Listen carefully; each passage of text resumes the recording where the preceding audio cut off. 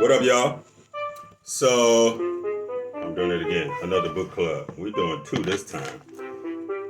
I'm reading out my 2016-2017 publications. One's entitled hashtag You Are Your Own Solution, a collection of 100 letters to whom it may concern on cleansing devotion, inward focus, and self-actualization. And I Am My Self-Talk, 650 notes to self on life, love, and lessons learned.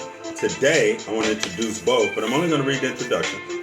And then periodically, I'm going to share some excerpts from both of them so that we could hopefully grow as a result of this interaction. All right, introduction from this one.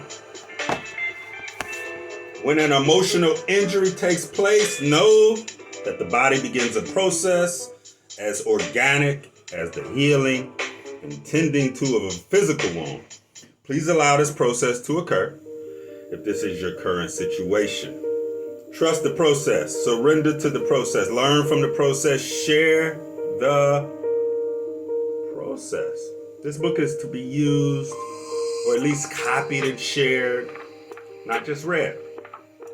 The fact that you are listening to me read these pages, I'm switching it up a little bit, suggests that you have already chosen to survive. Now we got to move to thrive.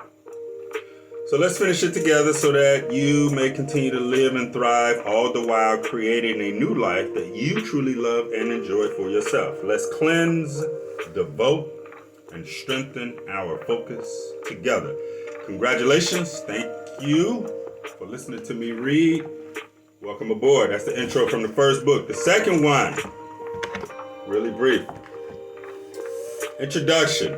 This quote, I think, was by Robert Kiyosaki. That's what I got in here. It's not what you say out of your mouth that determines your life. It's what you whisper to yourself that has the most power.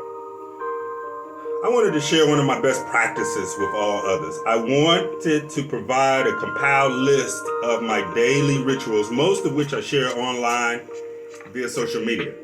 I wanted to continue to spread the word of self-love as I have been for more than 10 years now. More importantly, I wanted to engage in a dialogue with you as my listeners in what appears to be two monologues. Self-talk is one of the greatest predictors of upcoming behavior. It's that inner voice dialogue of which we all have. All of us are consistently engaging in self-talk as our inner voices. Even though you might not know it, you're already practicing self-talk, and you have been for your entire life. Self-talk is basically our inner voice. The voice in our mind which says things that we don't necessarily say out loud. Our inner voices always engages us in a form of dialogue, mostly subtly, and oftentimes in a very pronounced manner. Self-talk happens without us even realizing it, and it can be a subtle running commentary going on in the background of our minds, dictating our thoughts and our upcoming behavior. What we say in our minds, and more importantly, what we listen to in our minds, can determine a lot regarding how we feel about who we are. Most of us are aware that our thoughts create our feelings create our emotions, and our emotions lead to behavior and actions, as well as predictable patterns of behavior and actions. So how does one control one's self-talk? Is there really a need to be mindful of your inner voice? Positive self-talk is a good thing, right? How does one become better at handling the self-talk when it's negative or just not so positive? You can control your self-talk and even make it become one of your strongest tools for personal development. It's gonna take awareness, but practice. Let me rephrase that. It's gonna take awareness and practice. There's a great need to be mindful of our inner voices because it's those inner voices that control us, especially during stressful situations. Positive self-talk is a great thing. We all know that. However, positivity may not always be what's needed to move you in a new direction or a new pattern of behavior.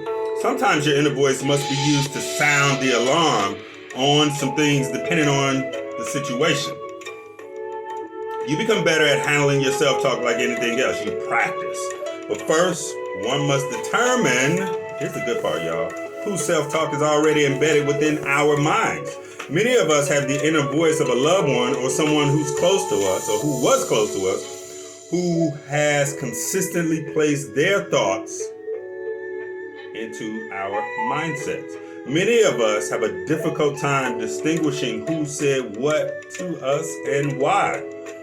Once you can identify whose voice you've been listening to, at that point, you can begin to replace those negative, disempowering thoughts into positive ones. You dig? First step in self-talk is to identify whose voice is it you are listening to. More to come later, y'all. Thanks for rocking with me.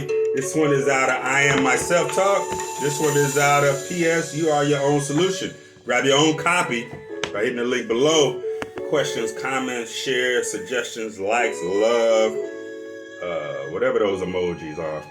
You are your own solution. You want one of these? Hit me up.